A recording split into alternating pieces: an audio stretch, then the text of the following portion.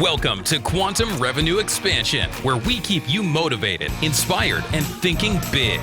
Up-leveling into quantum revenue is a choice that we can all make in any moment, and then continue to make that choice to stay in that space each day. On this podcast, Ursula will share revenue growth strategies to reach your next level and introduce you to CEOs just like you who are making it happen. What's your next quantum leap going to be? See it, own it, and take that first step. If this is you, then Ursula wants to invite you to join us at the next 2X Intensive now. Go to salescoachnow.com/apply.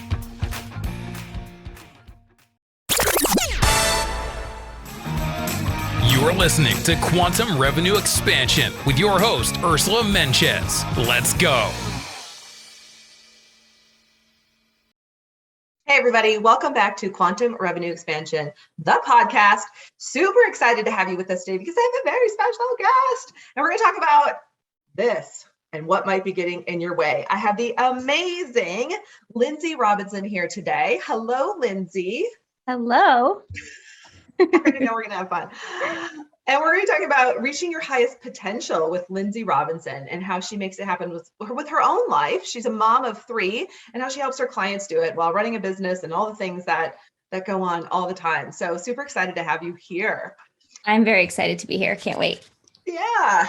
Yes. And for our listeners all over the world, thank you for hanging out with us every week. We love you. We are so grateful. And I don't, it's so weird because I don't get to connect with you. I don't get to see you, but you come and you hang out and you send us emails. And I just want to say thank you. And if you like the show, leave us a review wherever you hang out. It doesn't even matter if it's, iTunes or wherever. Let other people know how it might help them as well. Because I feel like I've been saying this for 2 years now, Lynnsey. We're in an interesting time. We are still in an interesting time in the world, and we need to stick together. CEOs need to support each other. So keep hanging out here. We want to support you. Let your friends know so we can support you even more. A couple other things. If you haven't yet, go to ursulainc.co. This is so easy. It's like on my homepage. I have a free gift for you. It's Quantum Revenue Expansion, the masterclass, which pairs very nicely with the podcast. We do 3 things. I talk about your quantum revenue container, how to expand to that next level. We talk about how to up-level your packages, your pricing, all the things that happen when you expand your quantum revenue container. And then the third part of the course, I talk about how to collapse time and get there even faster, which I know so many of you love to have that conversation. So just go to ursulainc.co. It's right on the homepage. Grab it, and it'll help your week be much better. I promise. All right, let's just dive in. So let me tell you about Lynnsey. She is a certified hypnotherapist and intuitive guide who loves helping ambitious women all over the world clear the subconscious limiting beliefs keeping them stuck so that they can step into their highest potential. And they can then manifest their biggest desires automatically, because that's what we all want. And the truth is, we can't see our limiting beliefs. We talk about limiting beliefs all the time on the show.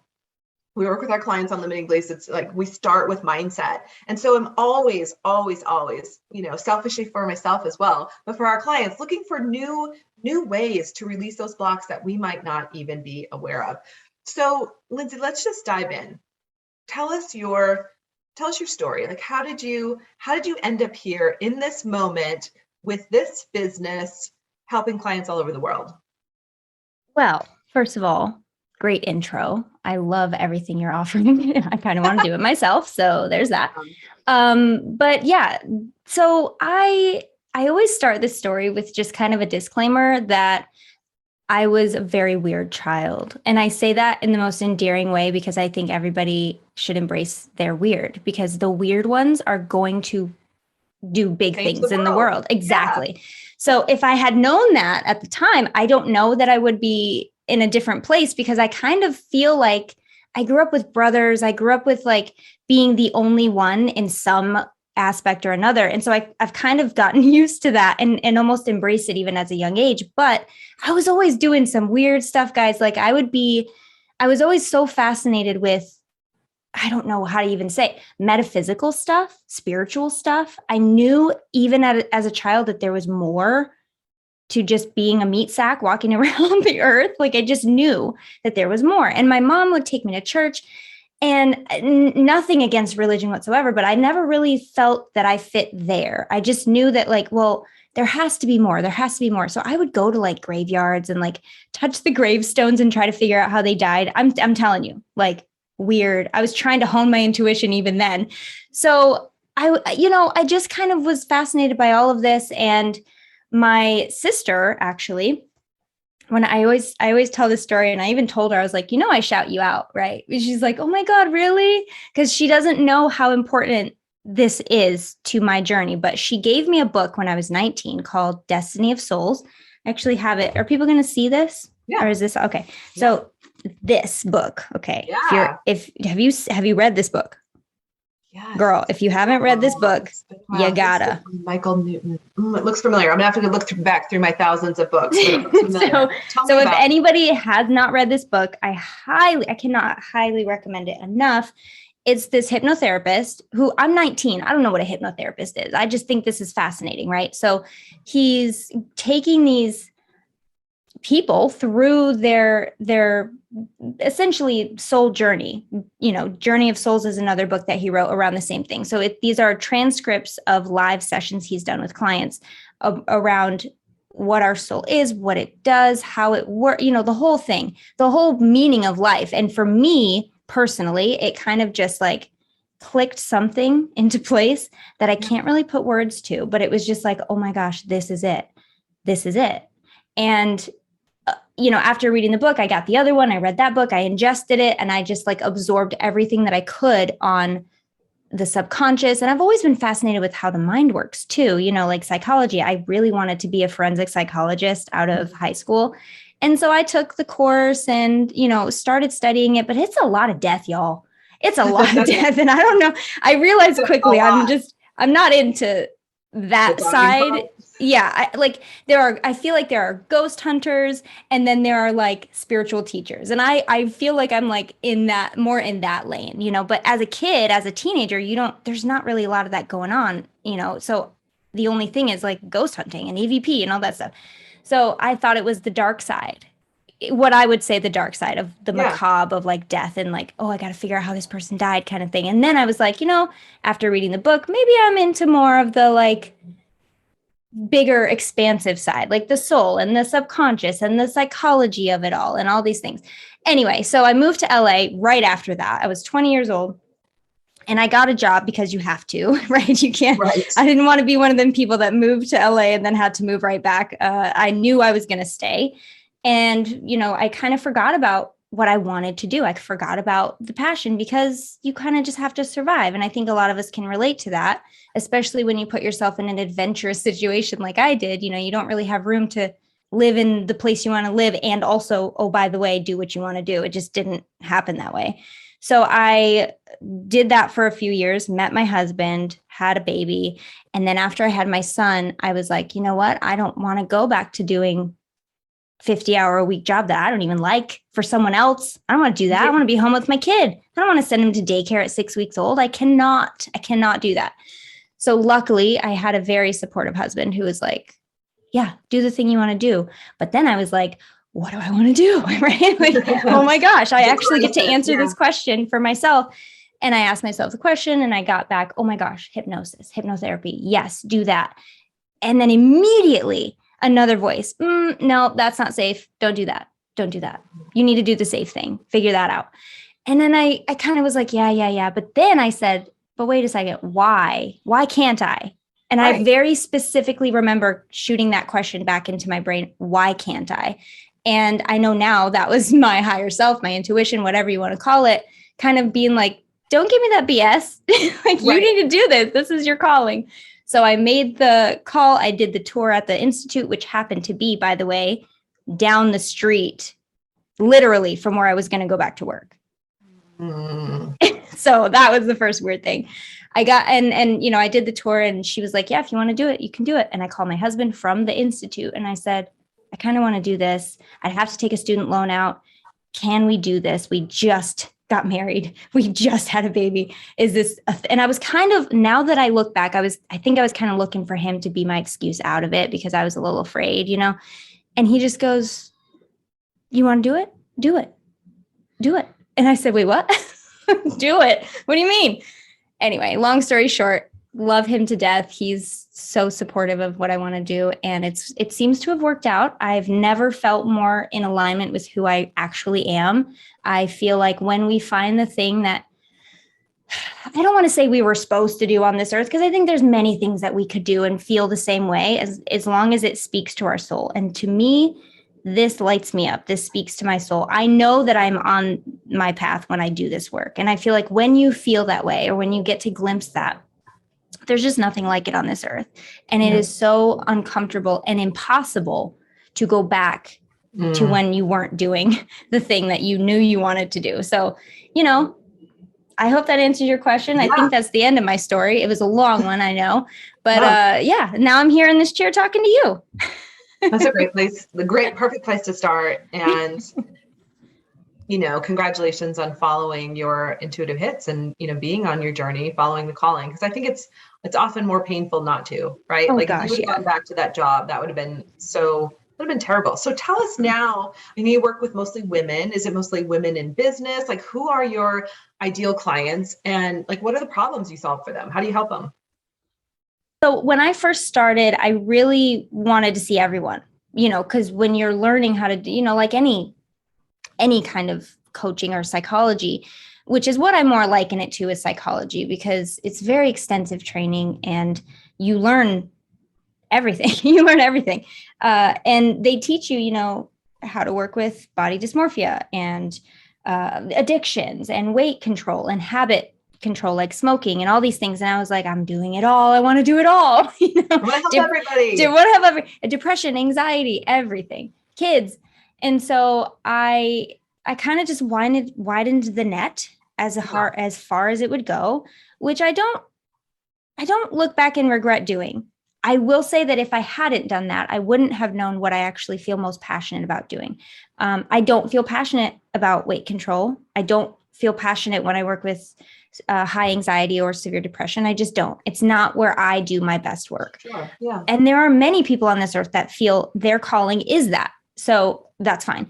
I found in my search to see what I wanted to do the most, I found that the spiritual side was my sweet spot, where I knew what I was doing the best. I could do my best work. The client would have the most success and results.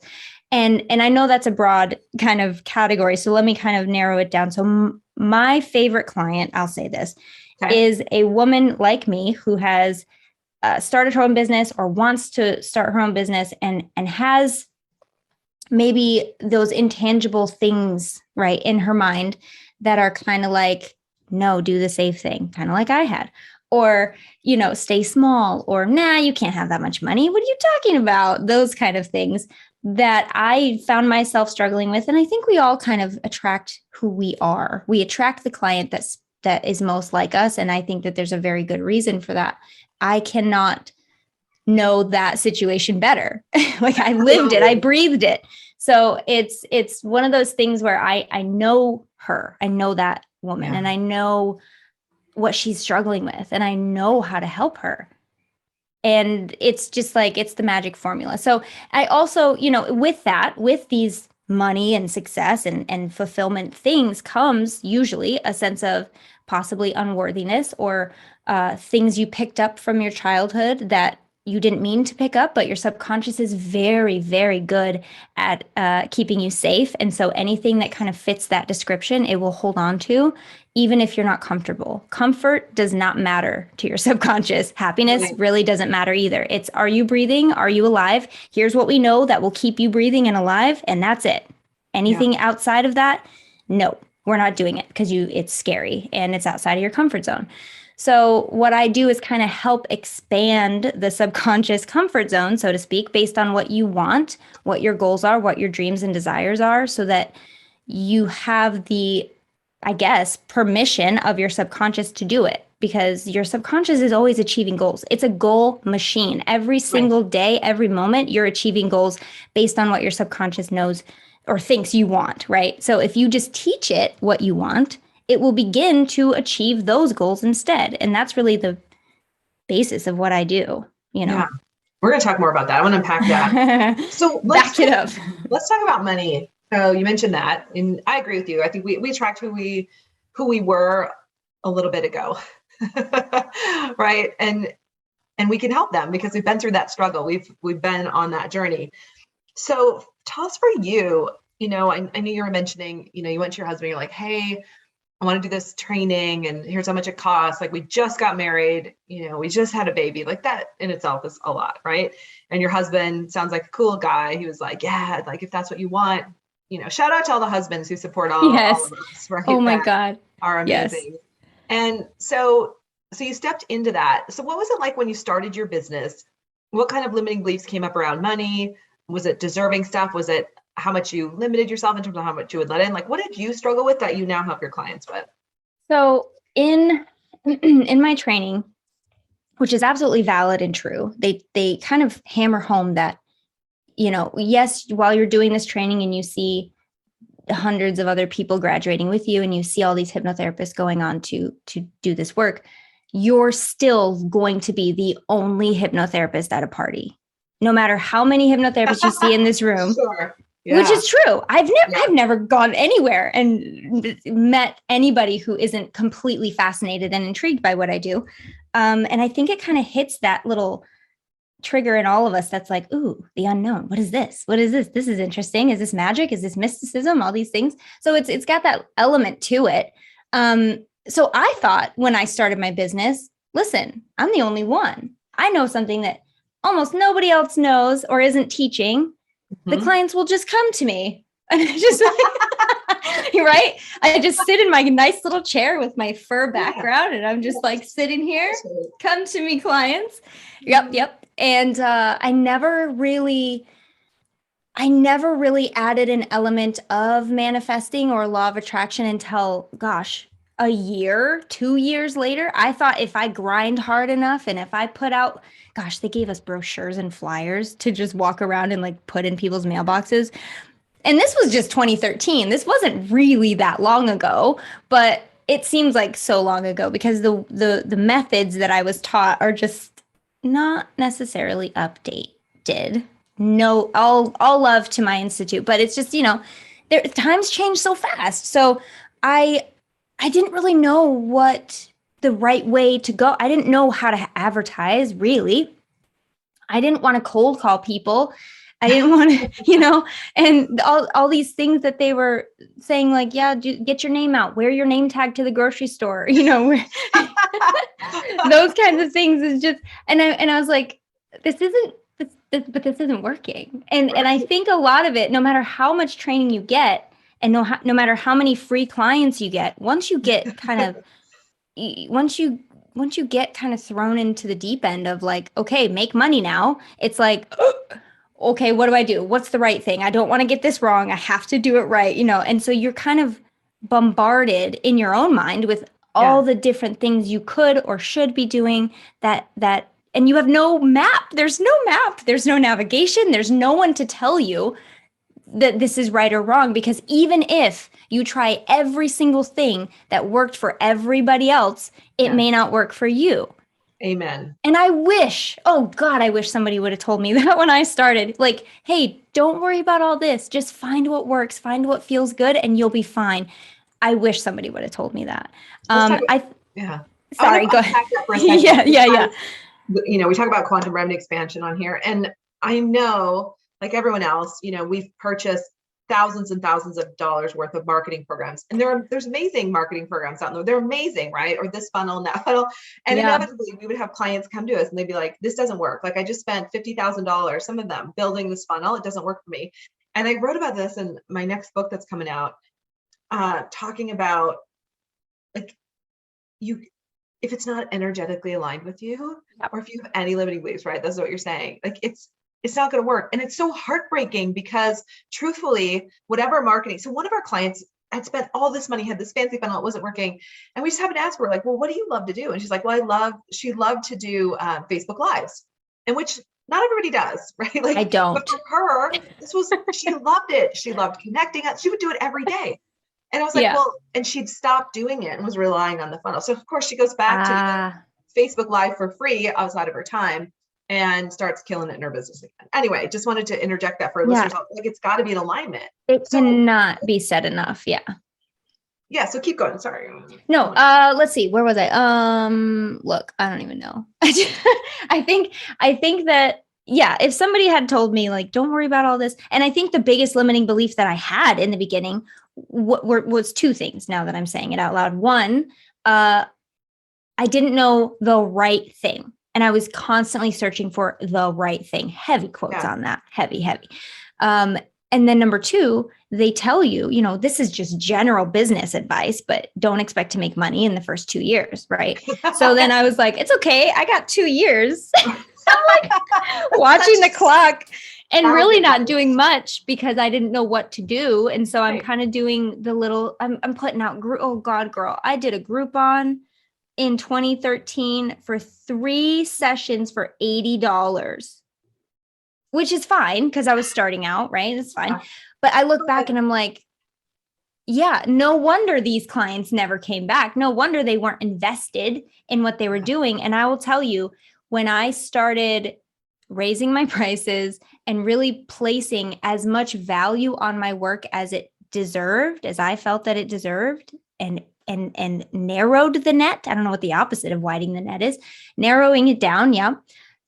I got the most soul-aligned clients, the most dream clients, the best successes I've ever freaking seen in my business with these clients. They have gone on to do things that even I was like my jaw on the floor because they were meant for me and I was meant for them. It's like instead of, and I heard this a while ago. And then when I started implementing this, everything changed. Okay, I'm going to tell you, I'm going to give everybody a huge hack right now. When I started my business, I was trying to attract clients. I was trying to get clients to come to me, right? But here's a very good reframe. Instead of trying to attract clients, be the manifestation for someone who needs you. When I started doing that, like, I'm not going to worry about bringing people to me. I'm just going to be the person that needs that they need the most. I want to be that right person for them. And then they will know and find me, or I'll find them, and we'll be connected in some way. And when I started doing that, I mean, I can't even, it's just mind blowing how many people. Yeah. We got to unpack that a little bit. Okay. Sounds a little like, for some of our listeners are like, well, I'm being that. We might think we're being that already. So yeah. So two things. Like, first, what did you have to let go of so you could embody that which you're talking about? Oh gosh, I love this question. What I was doing before, I can tell you exactly. I was trying to be all of the things that I thought people needed. Okay. And what I started doing was just being my freaking self. Like, I can't put it simpler. I started being goofy. I started, being me and not worrying about censoring myself or hiding any parts of myself, because you can't, you have to be professional all the time, and you have to, don't bring yourself into the room when you're with a client. Don't, as they say, don't bring your stuff. Don't talk about yourself. It's all about them. But I found in my practice and in my business that when I did that, it's almost like I put a wall between us. Right. And so they can sense that. My clients know that that's happening, and they know that, she's a little bit guarded. I don't know if I can share everything. I don't know if I can trust her. Right. Very plainly, that's how it feels. That's how I would feel. Right. So when I kind of stopped doing that and just brought myself, I don't know. And I can't speak for everyone's experience. I can only speak for mine. And that is really what it was. I found that I was kind of trying to put on this professional, facade face. And I'm not going to say I'm not professional. I absolutely am. But I do believe that there is a level of authenticity and humanness that you must have, especially now. Nobody's interested anymore in perfect. Nobody is. Okay. No one. They want to see raw. They want to see real. They want to see authentic. They want to see someone they can relate to. And so all I can do is be me. And it's going to be messy sometimes. And I'm going to say something stupid, I'm going to probably, be a little bit silly, but I think that that's what my clients, my soul clients come to me for. They sure. see me and they hear me and they're like, yep, that's her. That's mine. So it was like you realize, okay, what I'm doing is not working and I'm being more guarded. And so I'm guessing, so when you made this shift and really started showing up as your most authentic self, you started doing that everywhere. Yeah. So like maybe social media, maybe in your emails. Because I'm just trying to give like so for our listeners, like where did this go? Like, was it, you're writing more authentic? Were you like showing up on podcasts more authentic? Well, and I really can't say, well, when I speak, I can't help but be authentic because like I can't try. It's impossible for me to like be someone else when I'm speaking. It's just impossible. But in my emails, especially, I would be so, boom, boom, very little feeling in it. Just like, here's what your subconscious is doing to you. Here's why you feel stuck. Here's what I can help you with. Like a robot could have written it, right? Yeah. Because I felt like I needed to be that professional, that authority figure that people can look at and say, oh yeah, she knows what she's talking about.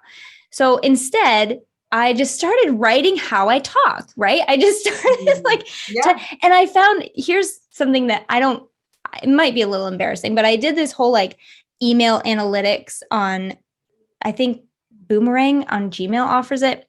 And they kind of analyzed all my emails and they said that my writing style before was an 11th grade reading level, which apparently is extremely high. And people that are receiving the emails have an average of 3rd grade. Like that seems crazy to me.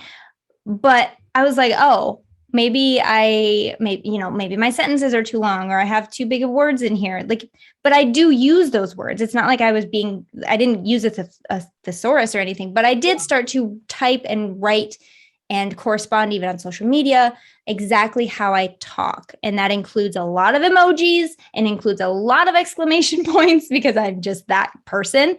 Yeah. And I feel better, right? When I would send those emails before, I'd be like, okay, there's another email. What else we got to do? Let's do it. Check it off the list. But now I'm like, somebody is going to see this and really resonate with this. And that feels worlds different.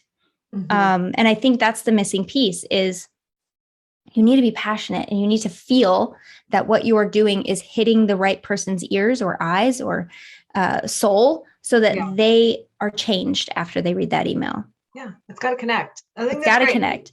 It's interesting. So it's very intellectual emails going out and then you shifted to like 3rd grade. I mean, I think I don't know if it's at 3rd grade now. Well, I don't know, but like it's conversational, right? It's very conversational and then I'm sure it connects. I don't want to run out of time. Lynnsey, I have more questions for you. So one of the things before we completely wrap up. Yeah. I always love to hear like a success story. So think of, you don't have to share your client's information, of course, this is confidential, but think of some, a client you've worked with who, here was their limiting belief. Here's where they were stuck. Here was their big breakthrough. And this was the after. Do you have a story that you can share? So yes. And I don't, okay. So I have a couple, like I have had clients with fertility struggles, more than 5 of my clients all got pregnant. And that is incredible to me. Those kinds of things really hit me because I'm a mother and I know how profound that is to want a baby and to actually like feel that success. Oh my gosh, it's incredible. So that I think comes to mind. And then, they were looking for their person and they found their person. But I do have one particular came to me. She's an entrepreneur. She worked in works in a network marketing company. And she was stuck at this level for 2 years, a year, 2 years, something like that, a long time when she came to me. And she said, I just know that there's something telling me that I can't move to this next level. She also, as an aside, I've been having, I never had really great relationships and I'd love to find my person. And then through our progress together, she went from this level in her company to $1 million. She went into the $1 million bracket of her company, which is very few people have done. And she got married. Wow. So I just think here's the basic thing I want to tell everybody. when you get your subconscious, which is 90% of your mind, okay, 90, where all of your automatic behaviors live, and your emotions and your limiting beliefs, all those things, when you get that chunk of your mind power on board with your conscious 10%, conscious desires and dreams, oh my God, you have 100% of your mind going nonstop 24 hours a day to help you achieve that goal. You will get inspired easier. You will feel better. You'll be more confident. You'll feel like you belong and that you're doing the thing that you're supposed to do. And when that happens, that's when the magic happens. Until then, you're kind of like I was waiting, WADING, in the ocean with no direction, no land in sight, just kind of wondering what to do. And always going back to square one. Because even if you find something that works for a little while, if you're not going to that subconscious source and really reinforcing it and teaching your subconscious what it is you want, it's just going to reject it and you'll be right back to square one. So that's why we find ourselves self-sabotaging. That's why we find us going back in circles and just throwing spaghetti at the wall and hoping that it sticks, because you don't have that peace, you know? Yeah, which is a perfect segue. We're out of time. Tell us about your gift. I don't like say everything. Amazing gift for our listeners. Tell us about it. And this will be in the show notes as well. Yeah. So my gift is, I do have a hypnotherapy membership, which is called Align Your Mind membership. And what's included in that is all of my best digital hypnotherapy work. So all of my hypnosis audios, my bonus content, which includes courses, tutorials, just crazy content in this membership. And using the link in the show notes, you get a week for free, which I don't really offer to anyone unless it's a podcast. So 1 week free to kind of go in, check it out, reap all the benefits and see what's in there for you. Awesome. So it's in the show notes, 7 days free inside the Align Your Mind membership. Thank you for that gift. And I want to check that out. And so for our listeners, definitely check that gift out from the amazing Lynnsey Robinson. Lynnsey, thanks for hanging out. You're amazing. I love your sense of humor, your energy, your spirit. Thanks for being authentic, because it gives permission for everyone else to do the same. Thanks for being here. Thank you so much. So much fun. All right, everybody, all over the world, we love you. Thanks for hanging out. If there's anything we can do for you, if you have a guest that you want to refer to us, you can email us at contact@ursulainc.co. That's it for this week, everybody. Take care. See you next week. Thank you for joining us today. And if you are ready to make your next quantum leap, let's do it. Ursula invites you to join us at the 2X Intensive. Go to salescoachnow.com/apply. Don't forget to leave us a review on your favorite podcast app.